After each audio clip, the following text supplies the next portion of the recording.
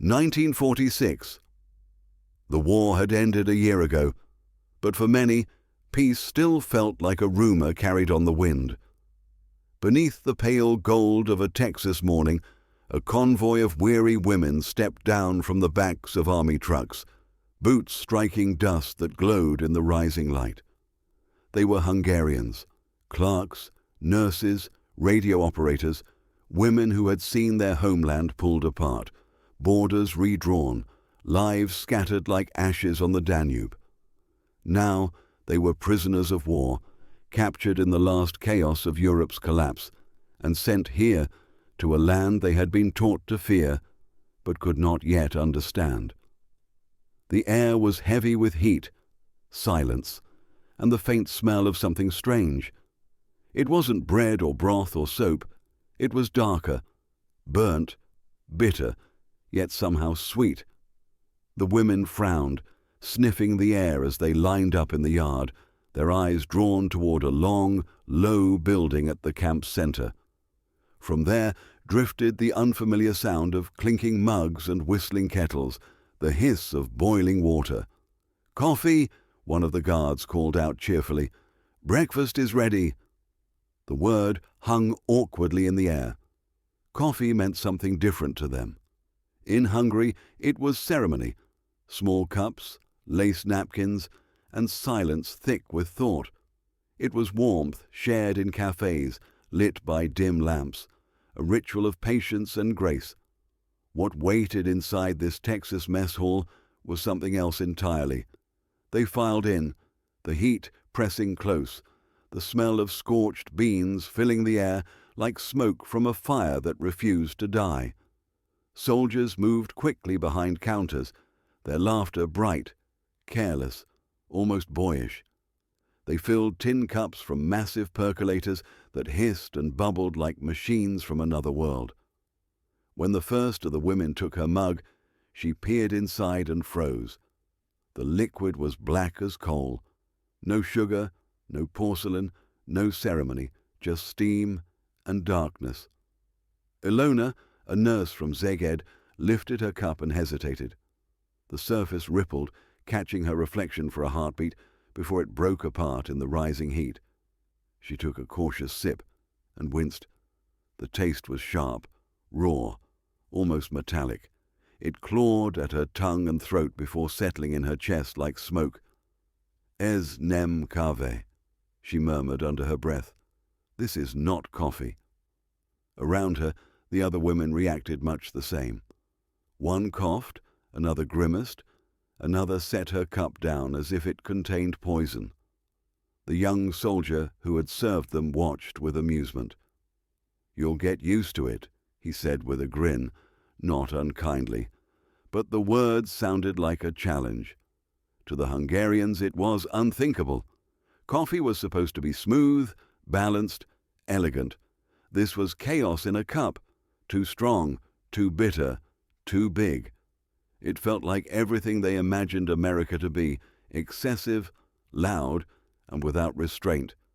A punishment disguised as hospitality. Still, hunger makes strange companions of pride and need. The women drank again, smaller sips this time, curious despite themselves. The bitterness numbed their tongues, but behind it was a heat that spread slowly, filling the spaces the cold nights had left behind. Later that morning, as they stood outside the barracks, the same smell drifted through the camp again. The wind carried it like a question. This time, no one turned away. By noon, when the bell rang for the next meal, the women filed back into the hall. The percolators were still bubbling, but something had changed. One of the soldiers had placed a can of thick milk beside them and a bowl of sugar cubes. He stirred his own cup until the blackness turned brown and creamy. "Try it this way," he said, nodding toward the women. Ilona watched him carefully. The transformation fascinated her. It was alchemy, the harsh made soft, the bitter made bearable. Slowly she reached for the can, pouring a thin stream into her cup. The color lightened, swirling like clouds over a river, She added a sugar cube, then another. When she tasted it again, her eyebrows lifted. The edge was still there, but it no longer cut. Across from her, Zsuzsa leaned in. "Well?" she whispered in Hungarian. Ilona hesitated, then said quietly, "It is wrong, but not terrible." The other women exchanged glances. Then, one by one, they reached for the sugar. The sound of spoons against metal filled the air. The soldiers watched, smiling. They had seen this before. The moment suspicion gave way to curiosity. The moment walls began to soften. That afternoon, a few of the women lingered near the serving table long after they'd finished drinking. They were watching how the Americans made it. The soldiers used generous handfuls of grounds, not careful spoonfuls like in Europe. They boiled it until it hissed, then poured it straight from the percolator into the cups. Ilona frowned at the waste, at the roughness of it all. "They have no patience," she whispered, but one soldier overheard and laughed. "No patience, maybe," he said, "but plenty of coffee." His tone was light, but something about it made the women laugh quietly too. It was the first time any of them had laughed in weeks. The next morning, the women came early. They waited near the mess tent, drawn by the smell that had once made them recoil. When the doors opened, Ilona stepped inside without hesitation. She had already learned where the milk was kept. This time, she poured first, stirred twice, and sipped without flinching. "Better?" the freckled soldier asked. She nodded. "Better," she said simply. By the end of that week, the morning coffee line had become more than a routine. It was a ritual. Soldiers and prisoners stood side by side, laughing over steaming cups, trading words in broken English and halting German. Some of the women began helping in the kitchen, showing the cooks how to stretch the milk, how to ration the sugar, how to pour gently to avoid the grounds at the bottom. In those small gestures, the distance between them began to shrink. At night, Ilona wrote in her small notebook, a habit she had kept since her capture. "Today," she wrote, "I drank their coffee again. It is still bitter, but it is warm, and maybe that is enough." The words were simple, but they meant more than she realized, because in that bitter warmth was something she hadn't tasted in months: kindness. And though the fences still stood and the guards still carried rifles, the mornings no longer felt like captivity. They felt like something closer to life returning, slow and strange, one cup at a time. The mornings came earlier now. The Texas heat rose before the sun itself, and by the time the camp stirred awake, the air already shimmered. In those first pale hours, when the shadows of the guard towers stretched long across the sand, a thin ribbon of steam was already twisting above the mess hall roof. The women followed the scent almost without thought.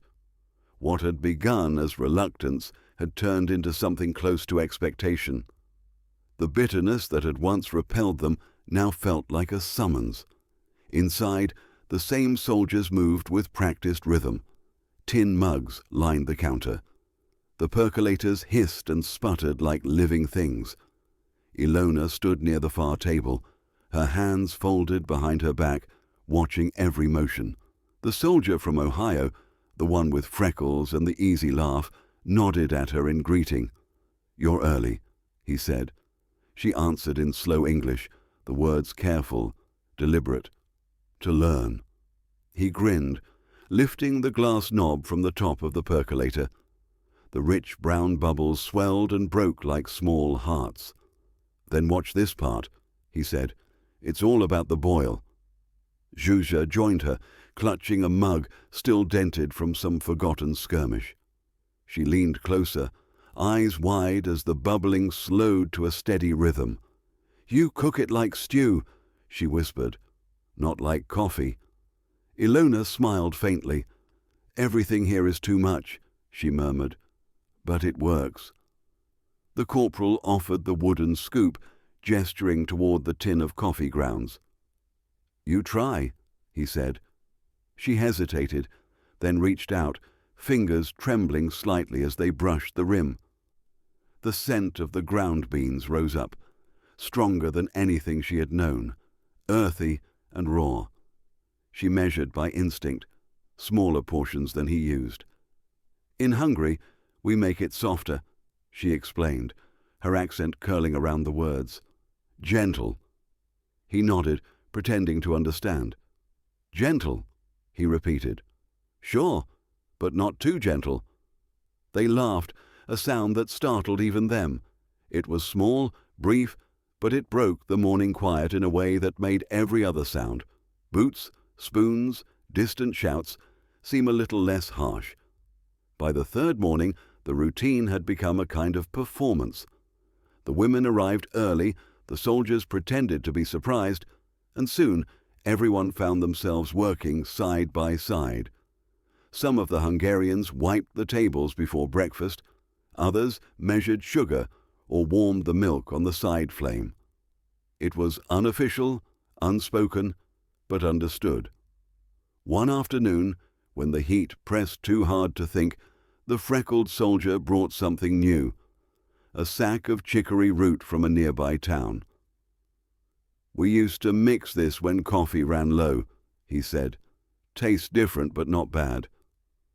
The women sniffed the contents suspiciously, trading glances. Ilona took a pinch, rubbed it between her fingers, and nodded. "In the old days," she said softly, "we did the same."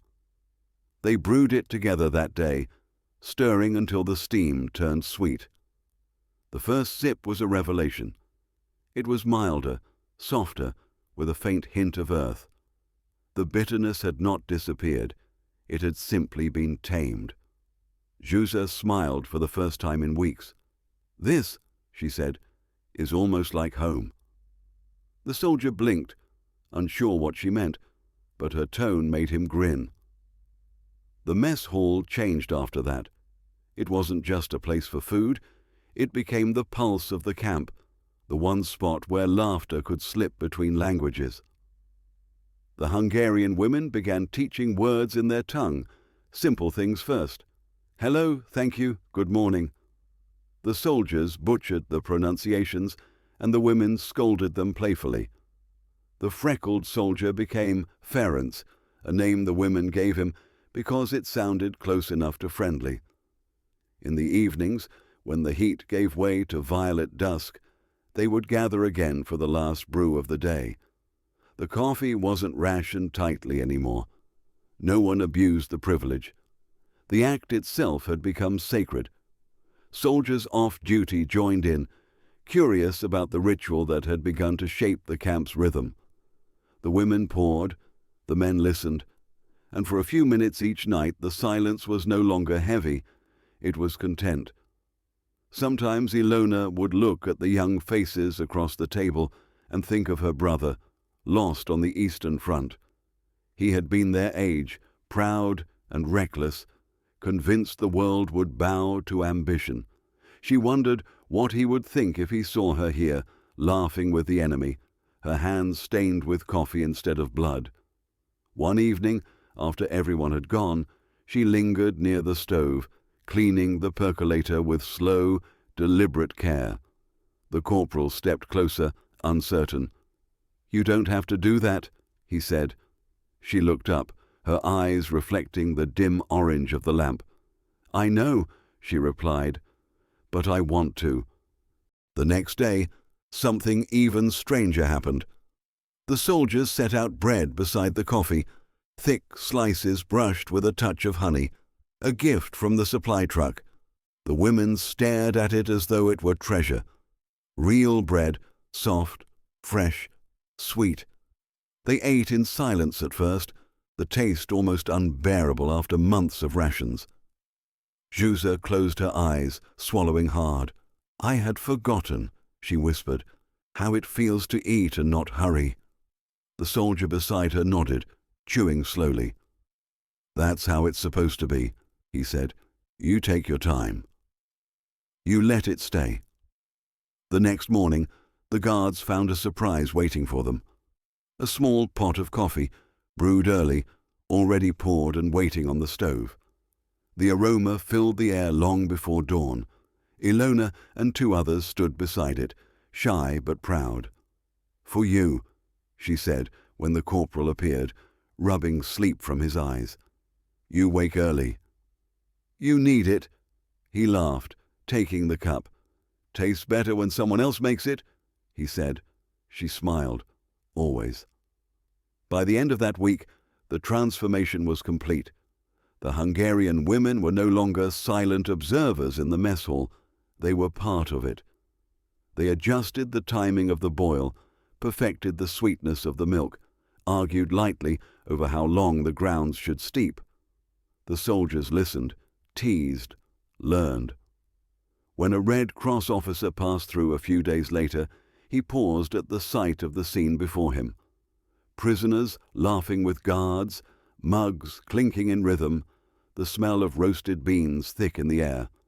He wrote in his report, "Camp morale remains unusually high." But his words captured only the surface. What he couldn't record was the quiet miracle unfolding in those small, shared moments. Because in that dusty Texas outpost, the bitter taste of coffee had become something else entirely, a language, a bridge, a proof that humanity could survive even inside wire fences. That night, under a moon swollen and bright, Ilona sat outside her barrack with her notebook on her knees. Her handwriting trembled slightly in the low light. "Today," she wrote, "we made coffee together. It is no longer theirs or ours. It just is. And when I drink it, I remember that even bitterness can be made gentle if one is patient enough." By late July of 1946, the Texas sky burned white, and the air shimmered above the fences like molten glass. The camp's rhythm had changed completely. What had once been marked by bugle calls and shouted orders now followed a gentler cue, the hiss of the morning percolators. The Hungarian women no longer waited to be summoned. They rose before dawn, wrapping scarves over their hair, stepping barefoot onto the hard-packed earth still cool from the night. Inside the mess hall, they moved with quiet purpose, their motions practiced, unspoken. The coffee was their duty now, but also their offering. Ilona worked beside the freckled soldier, the one they still called Ferenc, though his real name was Thomas. He had stopped correcting them weeks ago. Together they measured the grounds, arguing lightly over the proper balance. She preferred it softer, with chicory and a spoon of milk. He liked it sharp and black, the kind that made you wake before the sun. "Too strong," she would mutter, shaking her head. "You drink anger," he would grin. "Maybe that's why I stay awake." Across the hall, Zhuzha stirred the milk over the side flame, humming softly to herself. The tune was old, something from the countryside, something about spring and rain. One of the soldiers asked her what it meant, and she tried to translate but gave up laughing. "It is a song for the ground when it wakes," she said finally. "You cannot sing it in another language." When the first mugs were ready, they carried them outside to the long wooden tables under the shade. The air smelled of roasted beans and dust and faint sweetness from the milk. Soldiers and prisoners sat side by side, no longer separated by distance or fear. The talk was simple: weather, food, music. They exchanged small words like gifts, each one an act of trust. Later that morning, Ilona suggested something bold. "You make coffee your way," she said to Thomas, "but today we make mine." She drew a small bundle from her pocket, a folded cloth tied with string.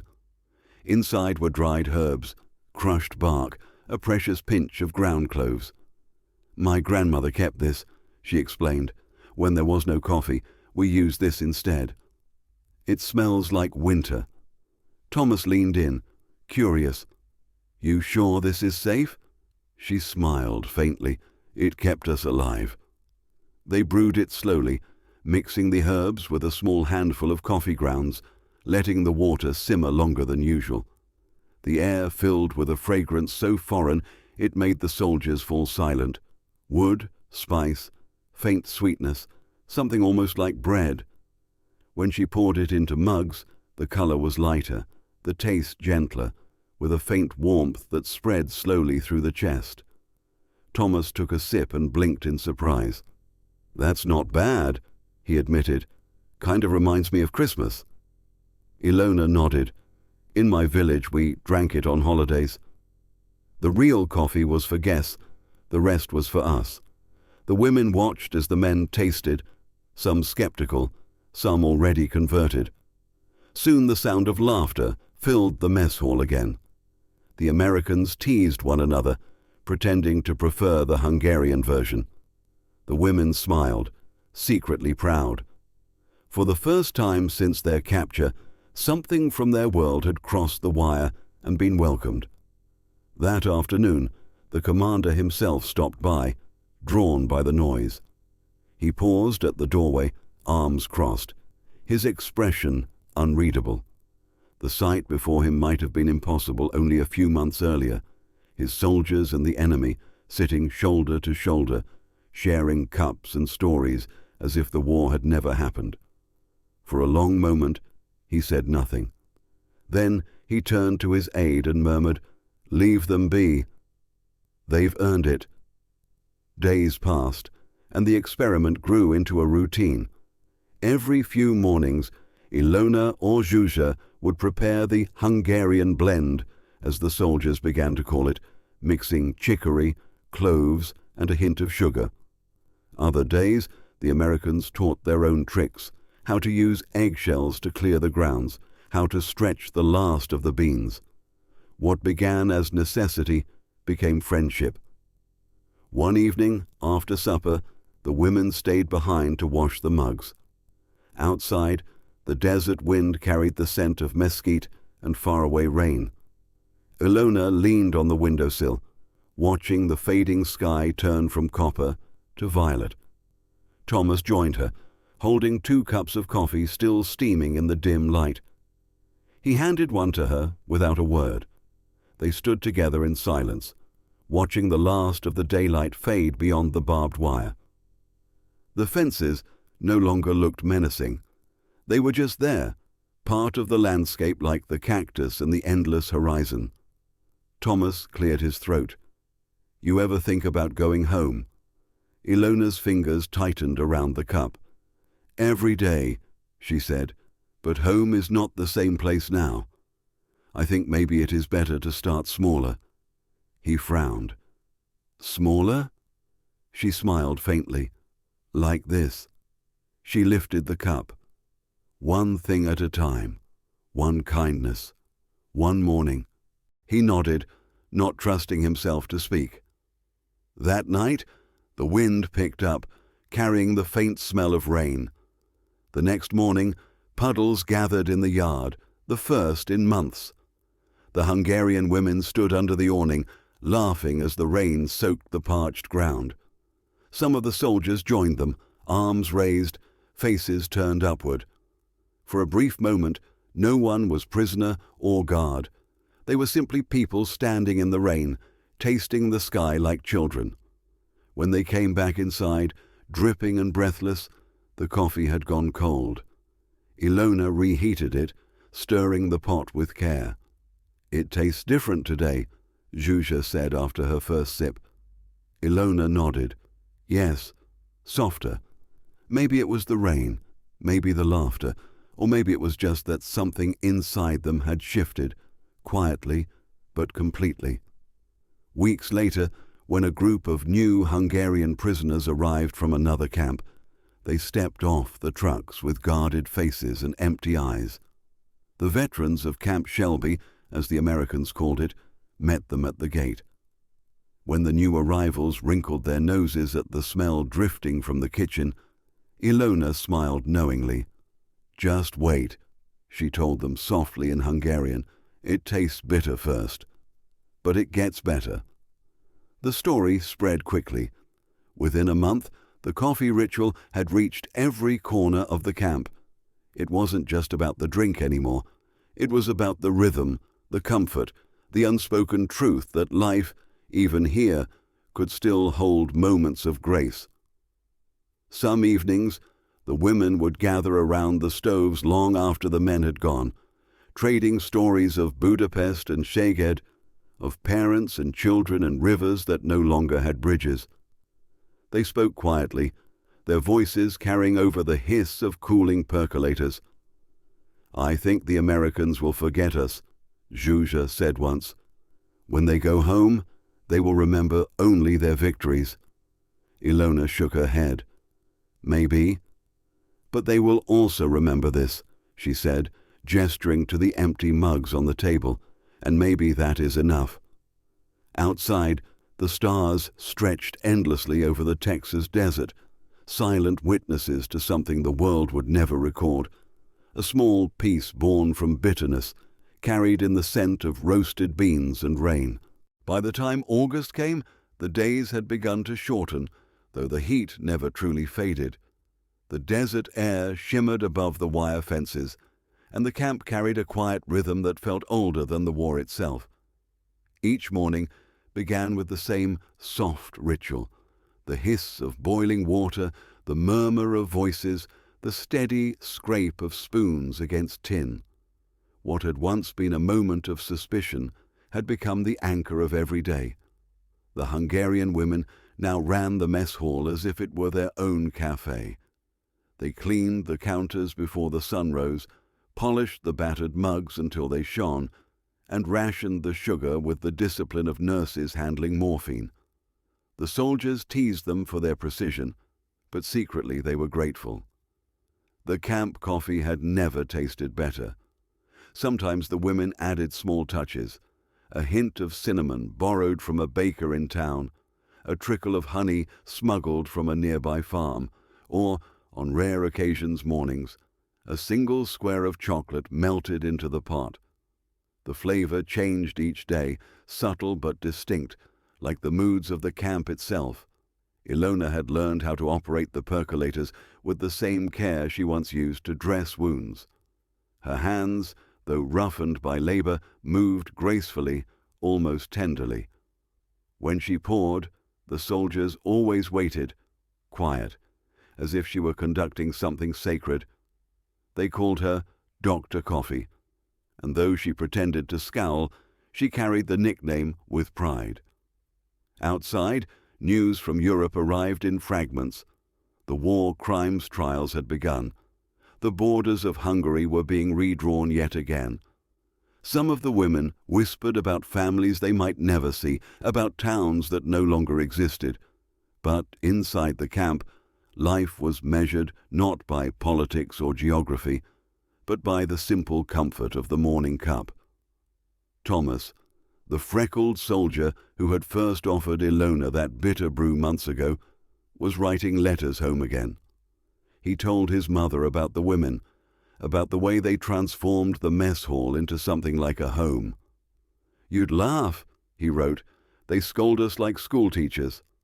They make the strongest coffee in Texas, and they call me Ferenc, which I think means fool." In return, his mother sent tins of cocoa and packets of dried cream. "For your friends," her note read. "Everyone deserves something sweet." When the package arrived, the women nearly wept. That night, they brewed the richest pot yet, filling the air with the scent of warmth and memory. Zsuzsa dipped her spoon into the mug, tasting the chocolate foam that gathered at the top. "This," she said, "is what peace should taste like." The next morning, a rumor began to circle through the camp. The Hungarians were going home. Some of the women laughed in disbelief. Others grew quiet, uncertain whether to feel joy or dread. Home, if it still existed, had become a place they could no longer picture clearly. For days, the camp hummed with unease. The women packed and repacked their small bundles, folded the same shirts twice over, and sat outside their barracks in silence. The soldiers tried to act as if nothing had changed, but the tone of the mornings grew softer. When they handed over the mugs, they lingered longer, their hands brushing briefly before pulling away. Ilona found herself standing by the percolator long after breakfast had ended, staring at the steam curling upward. Thomas approached quietly, holding 2 cups. "For us," he said, offering one. She took it, her fingers trembling. "It is strange," she said softly. "This smell, it used to make me angry. Now it makes me sad." He nodded. "Because it's almost over." She looked at him then, really looked, the freckles, the sunburn, the tired kindness that had settled into his face. "When I go," she said, "I will try to make it this way. Strong, a little bitter, but warm." He smiled faintly. "That's how it should be." In the final week before their departure, the camp changed again. The women began writing down everything they had learned: how to measure the grounds by handful, how to judge the boil by scent, how to stir the milk until the color turned right. They wrote in Hungarian first, then carefully translated each instruction into clumsy English. The soldiers helped them find words, spelling them out slowly on scraps of paper torn from ration boxes. On the morning before they were to leave, Ilona gathered her notebook, its pages filled with recipes, names, and fragments of conversation. She walked into the mess hall one last time. The air was thick with the smell of roasted beans and memory. Thomas was waiting at the counter, his sleeves rolled up, his eyes brighter than usual. "I made it today," he said, "the Hungarian way." She smiled. "Show me." He poured carefully, the steam rising between them. The first sip was sweet, too sweet, but she didn't correct him. She only nodded. "Perfect," she said. The trucks arrived the next morning. The sound of engines echoed across the yard, low and final. The women stood in line, each holding a small bundle, their faces calm but pale. The soldiers carried their bags to the trucks, helping them up one by one. There were no speeches, no official goodbyes, just murmured words, awkward smiles, and hands that didn't want to let go.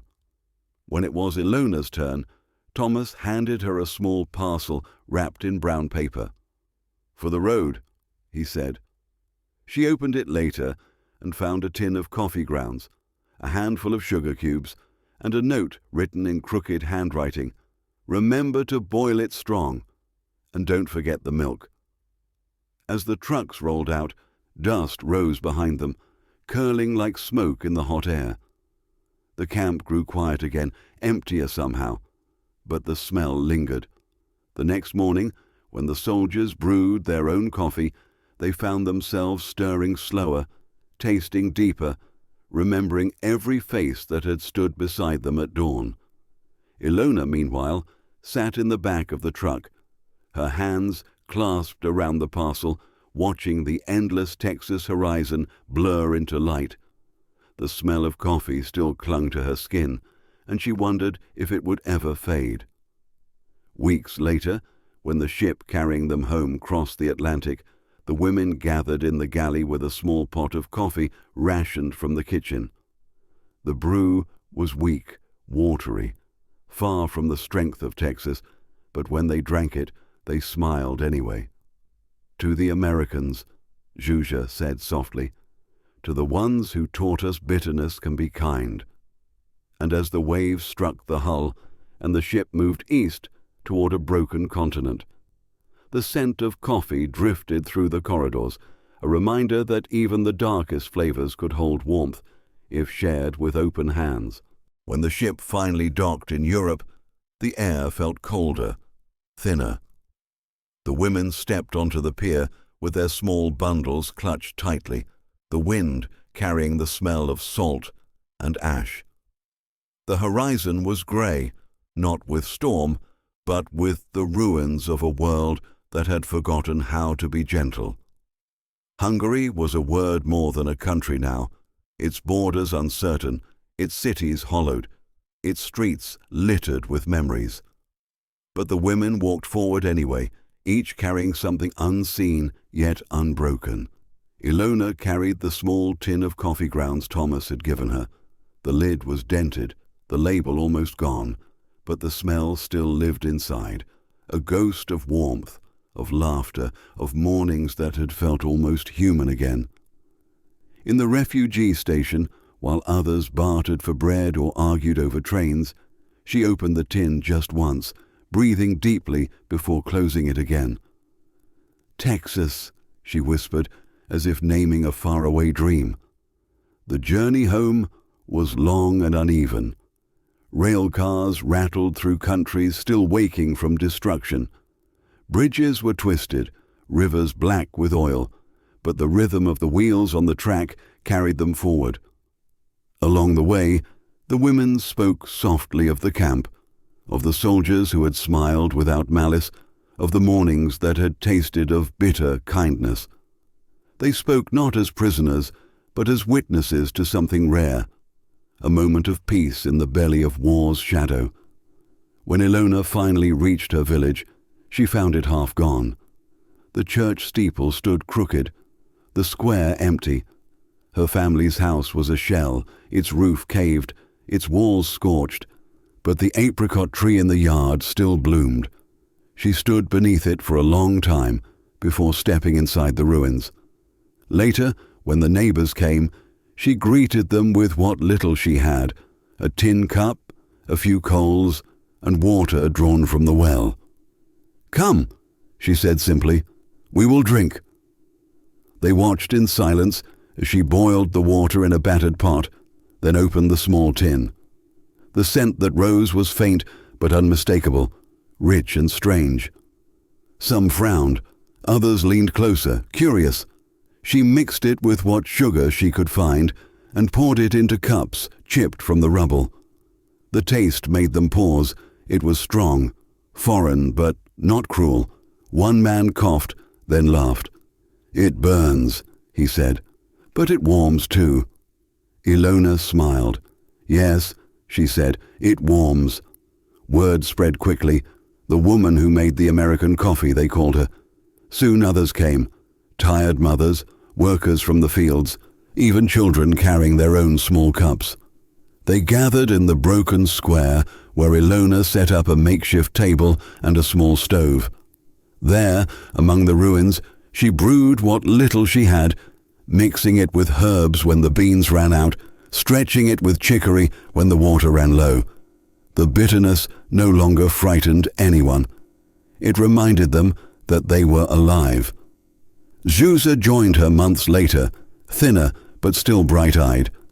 She brought with her a notebook filled with recipes they had written in camp, measures of grounds and sugar, drawings of percolators, even small notes in English scribbled by the soldiers. Together they opened what would become the first small cafe the town had seen since before the war. Its walls were patched with scrap wood and canvas, its tables mismatched, its cups chipped, but the air inside always smelled of coffee. They called it béke, the Hungarian word for peace. At first, people came only out of curiosity. "Peace," they whispered, testing the word as if it might break. But once they sat, once they tasted, something softened. Laughter returned, faint but real. The cafe became a place where stories were shared, letters written, songs hummed quietly under candlelight. No one asked where the idea came from.